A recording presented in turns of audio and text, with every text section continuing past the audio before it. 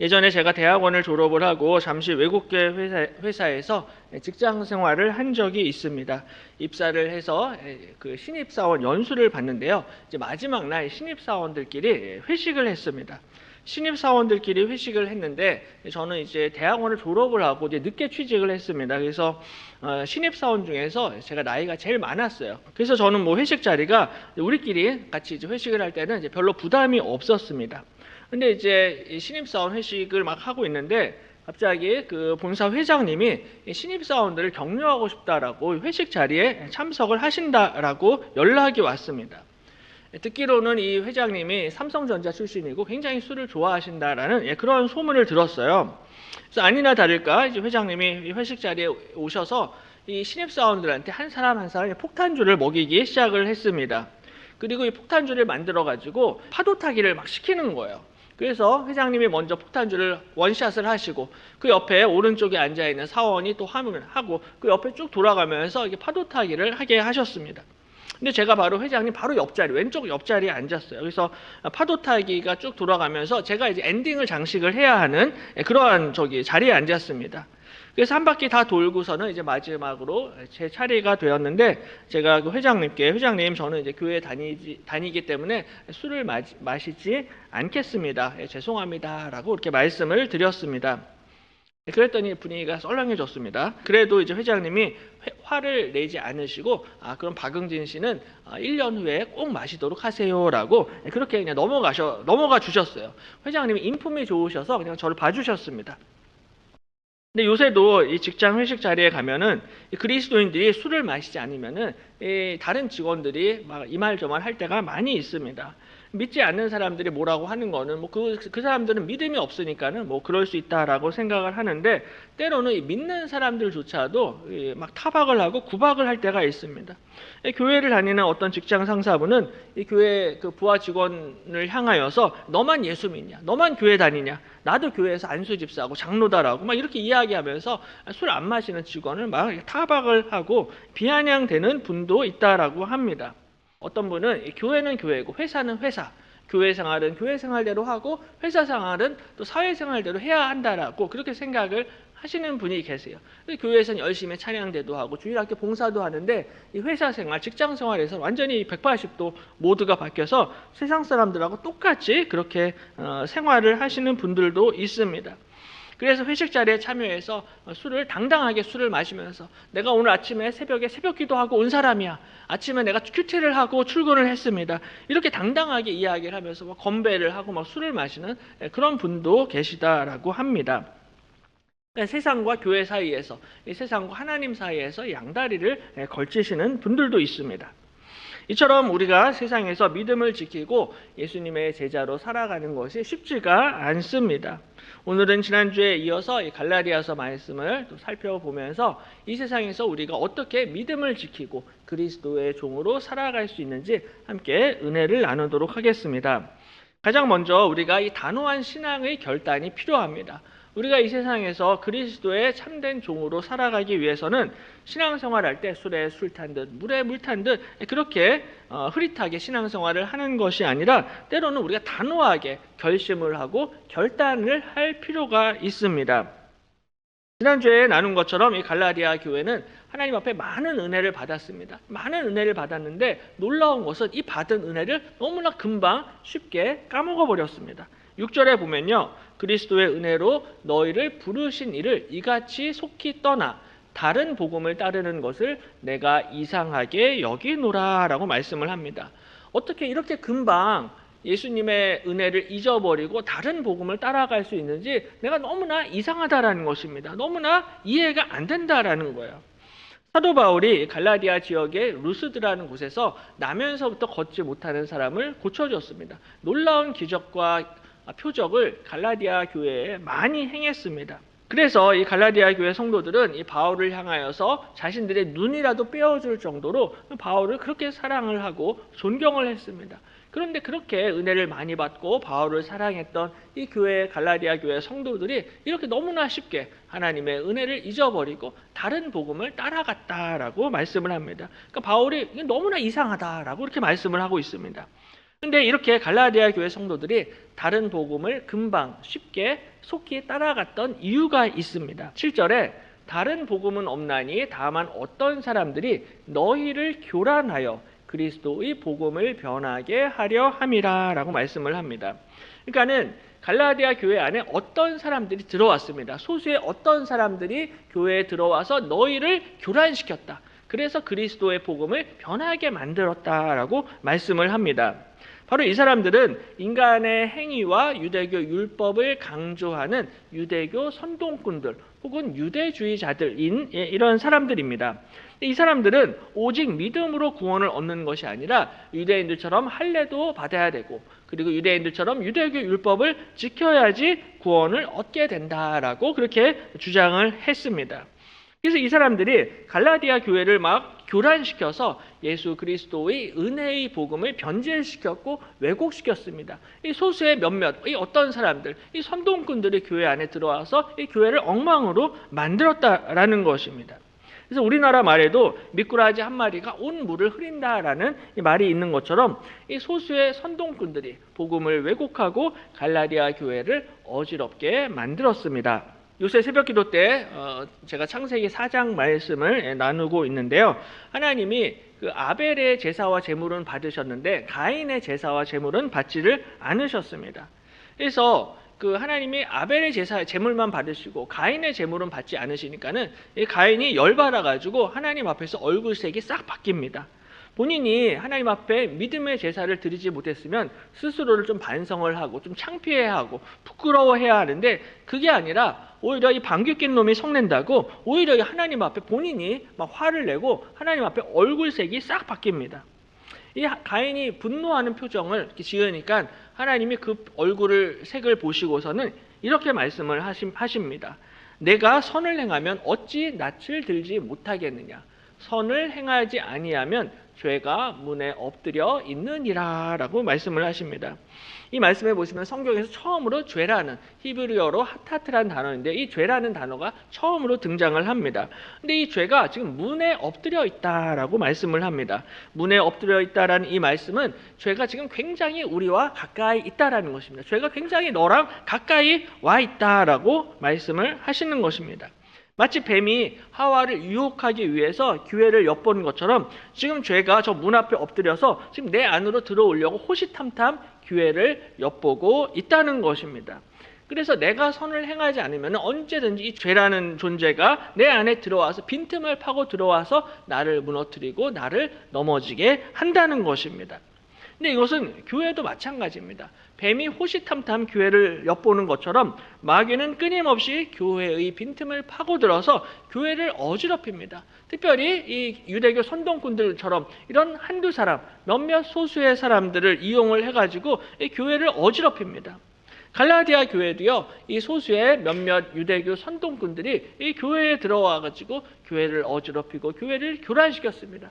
그러니까 사람들이 너무나 쉽게 속히 다른 복음을 따라가고 하나님의 은혜를 잊어버렸던 것입니다. 이에 대해서 바울이 굉장히 강하게 경고합니다. 8절에 그러나 우리나 혹은 하늘로부터 온 천사라도 우리가 너에게 전한 복음 외에 다른 복음을 전하면 저주를 받을지어다. 우리가 전에 말하였거니와 내가 지금 다시 말하노니 만일 누구든지 너희가 받은 것 외에 다른 복음을 전하면 저주를 받을지어다. 저주를 받을지어다. 이 말씀을 두 번이나 이 저주를 선포하고 있습니다.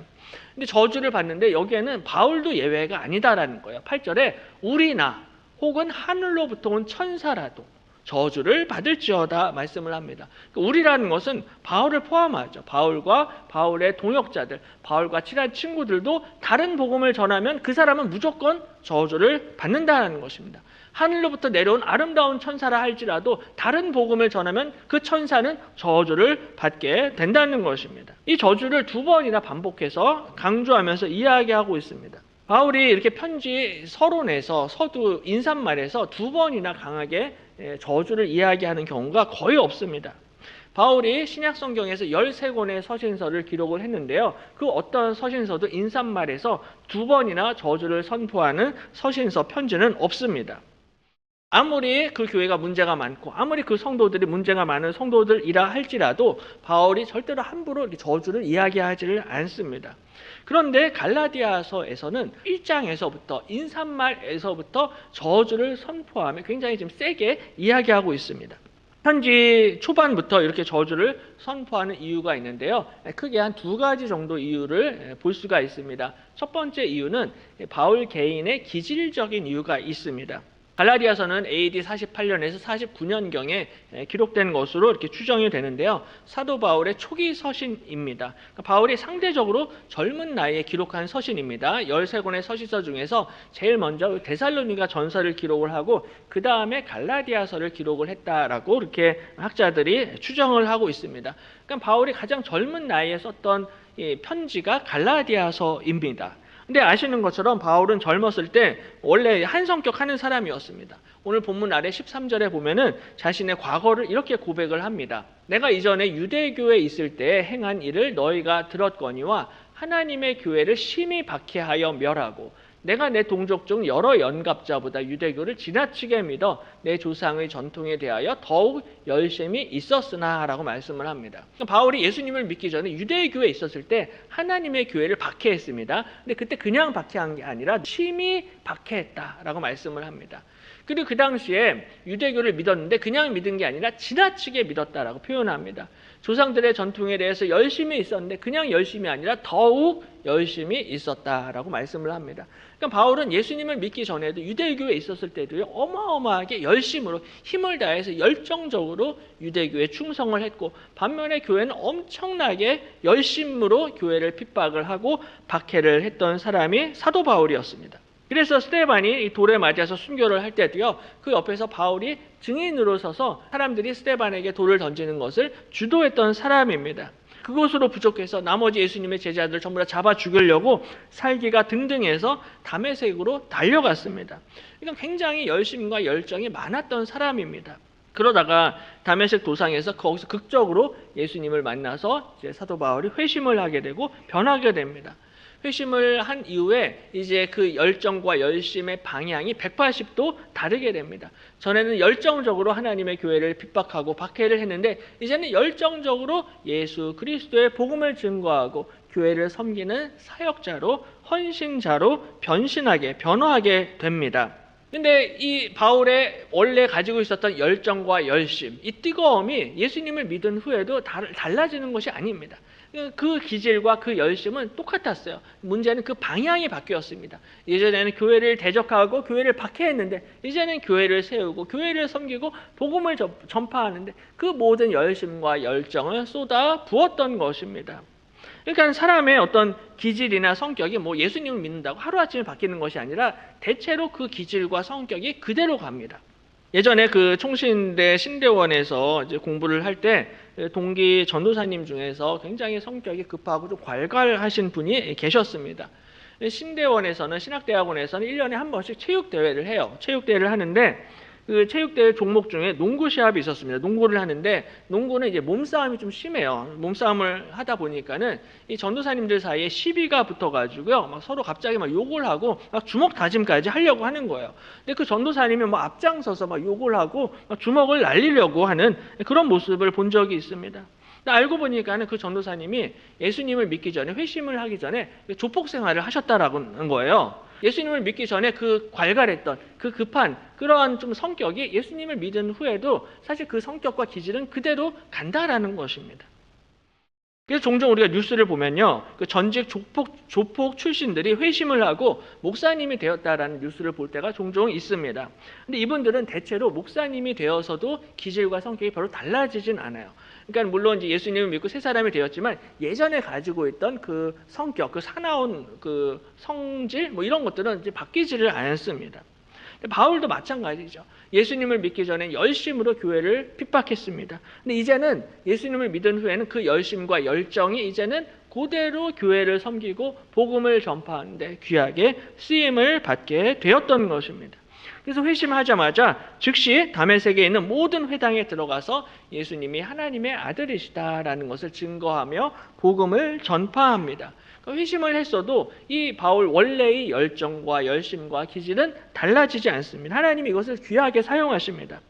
이런 면에 있어서 오늘 사도 바울은 갈라디아서에서 저주를 받을지어다라고 이 정말 젊은 나이에 이 성품과 바울의 기질이 그대로 반영이 되어서 저주를 2번이나 선포하고 있다라고 볼 수가 있습니다. 하지만 보다 더 근본적인 이유가 있는데요. 2번째 이유는 바로 이 문제가 복음의 본질에 관련된 문제이기 때문입니다. 바로 우리가 구원을 받느냐 못 받느냐, 이 복음의 핵심, 복음의 본질에 관련된 문제이기 때문에 사도 바울은 이 문제를 좋은 게 좋은 거다라는 식으로 넘어가는 것이 아니라 다른 복음을 전하는 자는 무조건 저주를 받게 된다라고 강력하게 이야기하고 있습니다. 당시에 이 갈라디아 교회에 침투를 했던 이 선동꾼들은 너희들이 예수님을 믿는 것은 좋지만 그것으로 충분한 것이 아니라 반드시 할례를 받아야 된다라고 주장을 했습니다. 할례를 받고 유대교 절기를 지키고 유대교 율법을 지켜야지 구원을 얻는다라고 가르쳤습니다. 그러니까 믿음도 좋지만 믿음으로 다 되는 건 아니다라는 거예요. 헌금도 내야 되고 봉사도 해야 되고 교회의 여러 가지 전통을 잘 지켜야지 구원을 받는다라고 주장을 했습니다. 하지만 이것은 참된 복음, 순수한 복음이 아니라 이것은 다른 복음이다라고 말씀을 합니다. 이러한 주장을 하는 것은 은혜의 복음을 변질시키는 것이고 원래의 복음을 왜곡하는 것입니다. 오직 믿음으로 의롭다함을 얻고 오직 은혜로 구원을 받는 것인데 이 여기에다가 할례를 붙이고 율법을 붙이고 교회의 전통을 갖다 붙이게 되면은 그것은 전혀 복음이 아닌 게 된다라는 거예요. 그래서 나중에 갈라디아서 5장 2절에 보면은 보라, 나 바울은 너희에게 말하노니 너희가 만일 할례를 받으면 그리스도께서 너희에게 아무 유익이 없으리라 라고 말씀을 합니다. 할례를 받는 게 별게 아닌 것처럼 보이는데 내 할례를 만약 너희가 받게 되면은 예수님이 너희에게 아무런 유익이 없다. 예수님이 너희에게 아무런 소용이 없다라고 말씀을 합니다. 구약 성경에 보면요, 율법이 한 613개의 율법이 있습니다. 근데 그 중에서도 바울은 갈라디아서에서 할례에 대해서 집중적으로 이야기하고 있습니다. 왜냐하면 이 이방인들이 유대교로 개종을 하기 위해서 제일 먼저 해야 하는 것이 할례를 받는 것이기 때문입니다. 유대교로 개종을 하기 위해서 1차 관문이 할례를 받아야 되는 겁니다. 근데 당시에 이 유대주의자들은 이 이방인들이 예수님을 믿고 기독교인이 되기 위해서는 먼저 유대교로 들어와야 되고 그리고 이 유대교에 들어오기 위해서는 할례를 받아야 된다라는 거예요. 그러니까 할례가 굉장히 중요했습니다. 근데 문제는 할례를 받고 유대교에 들어오게 되면은 유대교의 모든 율법을 행해야 하는 부담과 의무를 짊어지게 됩니다. 3절에 내가 할례를 받는 각 사람에게 다시 증언하노니 그는 율법 전체를 행할 의무를 가진 자라라고 말씀을 합니다. 할례를 받으면요, 할례를 받는 것으로 끝나는 것이 아니라 그는 율법 전체를 행할 의무를 가진 자가 된다는 것입니다. 이방인들, 한국 사람들은 사실은 중국 사람들, 일본 사람들은 유대교 율법과는 별 상관이 없습니다. 그런데 할례를 받게 되면은 율법 준수의 의무를 짊어지게 된다는 거예요. 예수님을 믿는 것으로 끝나는 것이 아니라 유대교의 음식법, 유대교의 정결법, 유대교의 여러 가지 다양한 율법을 지켜야 한다는 것입니다. 유대인들은 돼지고기를 먹지 않습니다. 그러니까는 이 유대인들처럼 살려면은 더 이상 우리도 돼지고기, 삼겹살을 먹을 수가 없는 거예요. 유대인들은 또 비늘 없는 생선은 먹지 않습니다. 유대인처럼 살려면은 비늘 없는 생선, 맛있는 우리 장어, 하모를 더 이상 먹을 수 없다라는 거예요. 근데 바로 할례가 그 시작점이 된다는 것입니다. 그리스도께서 우리에게 자유를 주셨는데 할례를 받게 되면 또다시 우리에게 종의 멍에를 뒤집어 쓰는 게 된다라는 것입니다. 그 결과 율법 안에서 의롭다함을 얻으려 하는 너희는 그리스도에게서 끊어지고 은혜에서 떨어진 자로다라고 말씀을 합니다.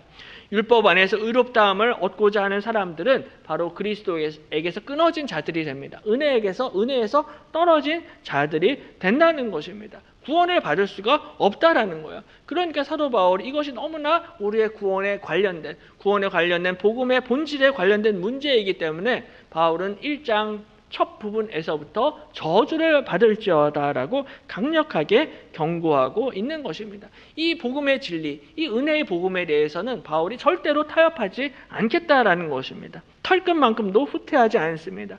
1cm라도 후퇴하는 그 순간 그것은 다른 복음이 되기 때문에 예수님의 십자가 복음에 다른 것을 더하게 되면 다른 복음이 된다는 것입니다. 그게 아니라 오직 그리스도의 십자가 은혜로 구원을 받게 되는 줄로 믿습니다. 우리가 오직 믿음으로 의롭다함을 얻는 것입니다. 믿음과 은혜 외에 다른 것을 덧붙이게 되면 그는 저주를 받게 될 것입니다. 그러니까 정말로 우리가 예수 그리스도의 종이 되고 제자가 되기 위해서는 단호하게 이 은혜의 복음, 진리의 말씀을 붙잡아야 되는 것입니다. 또 한 가지는 그리스도의 종으로 섬기기 위해서는 사람보다 하나님을 기쁘시게 해야 합니다. 사람들을 기쁘게 하는 것이 아니라 하나님을 기쁘시게 하는 사람이 진짜 예수님의 종이 될 수 있습니다. 바울이 이 복음에 대해서 일절 타협을 하진 않습니다. 단호한 태도를 보이니까 대신 바울이 많은 공격과 모함을 많이 받았어요. 요새도 직장에서, 가정에서, 세상에서 믿음을 이렇게 단호하게 지키려고 할 때 다양한 많은 핍박을 받습니다. 믿는 사람들까지 막 공격을 하고 타박을 줄 때가 많습니다. 너만 예수 믿냐? 너만 교회 다니냐? 왜 이렇게 별나게 예수님 믿냐? 물이 너무 깨끗하면 그 물에 물고기가 살지를 못한다. 그러니까 너 그러다가 따를 당한다. 뭐 이런 식으로 굉장히 여러 가지로 많이 타박을 하고 공격을 합니다. 근데 바울도요, 국제주의자들에게 굉장히 많은 공격을 받았습니다. 모함을 많이 받았는데 그 모함이 어떠한 모함인지 10절에 힌트가 있습니다. 10절 말씀을 보시면은 이제 내가 사람들에게 좋게 하랴, 하나님께 좋게 하랴, 사람들에게 기쁨을 구하랴. 내가 지금까지 사람들의 기쁨을 구하였다면 그리스도의 종이 아니니라 라고 말씀을 합니다. 바울이 받았던 모함은 뭐냐면은 바울이 사람들을 기쁘게 하는 사역자라는 거예요. 하나님을 기쁘시게 하는 사람이 아니라 사람을 기쁘게 하고 사람들한테 인기를 얻고 사람들에게 환심을 살려고 바울이 할례와 율법을 이야기하지 않는 것이다 라고 주장을 하는 것입니다. 은혜의 복음은 할례를 행하고 율법을 지켜서 의롭게 되는 것이 아니라 오직 믿음으로 은혜로 하나님 앞에 구원을 받는다라는 거예요. 예수님의 십자가 보혈로 아무런 조건 없이 값 없이 누구나 믿기만 하면 하나님의 자녀가 되는 권세를 주시는 것입니다. 이것이 은혜의 복음입니다. 근데 이 유대교 선동꾼들은 바울이 이런 복음을 가르치는 것이 바울이 인기 끌려고 사람들을 기쁘게 하려고 이렇게 은혜의 복음을 전하는 것이다 라고 바울을 모함했습니다. 요새도 우리가 한 사람을 전도하는 게 쉽지가 않습니다. 근데 이 어려운 상황에서도 그래도 꾸준히 교회에 계속해서 이 새가족들이 등록을 하시고 계신데, 근데 오늘 처음 온 이 남자 새가족이 있는데, 새가족이 교회에 등록을 하자마자 이제 교회에 등록을 했으니까는 이제 나랑 같이 할례를 받으러 병원에 갑시다라고 그렇게 이야기를 한다라면은 이 새가족분이 굉장히 황당해 하실 것입니다. 교회 앞에 가까운 병원이 있으니까는 빨리 갔다 옵시다라고 끌고 병원에 가고자 한다라면은 이분이 마음이 상해서 다음 주부터 절대로 교회에 나오지 않을 것입니다. 할례뿐만이 아니라 교회에 나오자마자 헌금 이야기하고 봉사 이야기하고 뭐 이런저런 부담을 주면요, 그 새가족들이 교회에 정착을 하지 못할 것입니다. 전도를 할 수가 없습니다. 그러니까 새신자나 초신자를 우리가 전도를 하기 위해서는 너무 처음부터 이렇게 부담 주는 이야기를 하지 않는 것이 상식입니다. 오히려 그런 분들이 왔을 때는 일단은 예배를 잘 드리십시오. 예배가 제일 중요합니다. 일단 믿음이 중요합니다. 믿음이 조금씩 성장하고 자라야 합니다라고 그런 분들을 좀 편안하게 이렇게 해줘야 하는 것이 상식입니다. 근데 유대교 선동꾼들은 바로 이 부분을 가지고 공격을 했습니다. 바울이 이 이방인 신자들한테 할례도 이야기하지 않고 율법도 이야기하지 않는 것은 인기 끌기 위해서, 더 많은 사람들을 끌어모으기 위해서 바울이 할례와 율법을 무시한다라고 바울을 모함했습니다. 근데 바울도 그런 비판을 알고 있었어요. 그래서 이렇게 이야기합니다. 이제 내가 사람들에게 좋게 하랴, 하나님께 좋게 하랴, 사람들에게 기쁨을 구하랴라고 말씀을 합니다. 저 맨 앞에 이제라는 이 말씀은 헬라어로 아르티라는 단어인데요. 이 단어는 그냥 단순히 이제가 아니라 정말 이제까지 사도 바울의 인생과 바울의 삶과 바울의 사역을 한번 생각해 보라는 것입니다. 그 바울이 걸어온 인생길, 그 사역의 길을 한번 생각을 해보면은 정말로 바울이 사람을 좋게 하는 사람인지, 하나님을 좋게 하는 사람인지, 사람을 기쁘게 하는 사람인지, 아니면 하나님을 기쁘게 하는 사람인지 당연히 너희가 알 수 있다라는 것입니다. 아시는 것처럼 바울은 사도인 동시에 복음 전도자였고요, 교회 개척자였습니다. 신약 성경에 나오는 수많은 교회를 사도 바울이 혼자서 다 개척을 했습니다. 근데 특이한 것은 바울은 한 교회에 절대로 오래 있지를 않았습니다. 한 교회를 개척하고 그 교회가 어느 정도 자리를 잡으면은 그 교회를 디모데나 디도와 같은 이 제자들에게 그 교회를 맡겨두고 바울은 또 다른 교회를 개척을 하기 위해서 떠났습니다. 개척하고 떠나고 개척하고 떠나고 이러한 일들을 계속해서 반복했습니다. 그러니까 바울은 단 한 번도 그 교회에 남아서 자신의 기득권을, 교회 개척자로서의 기득권을 유지하거나 무엇을 챙기려 하지 않았다라는 거예요. 교회에서 심지어 사례비도 받지 않고요, 본인이 천막을 만드는 텐트 메이킹 일을 하면서 생계를 유지했습니다. 그러니까 지금까지, 이제까지 바울의 인생과 바울의 사역이 그러한 인생을 살았다라는 것입니다. 이런 사람이 어떻게 사람들한테 인기를 끌고 사람들을 내가 끌어모으려고 사람들을 기쁘게 하는 사역을 했냐라는 것이죠. 그게 아니다라는 것입니다. 바울은 그런 인생, 그런 사역을 하지 않았다라는 거예요. 그러므로 지금까지 사람들의 기쁨을 구하였다면 그리스도의 종이 아니니라라고 담대하게 선포하고 있습니다. 지금까지 사람들의 기쁨을 구하고 사람들의 비위를 맞추고 사람들에게 인기를 정말로 끌려고 했다라면은 나는 진짜 그리스도의 종이 아니다라고 말씀을 하고 있는 것입니다.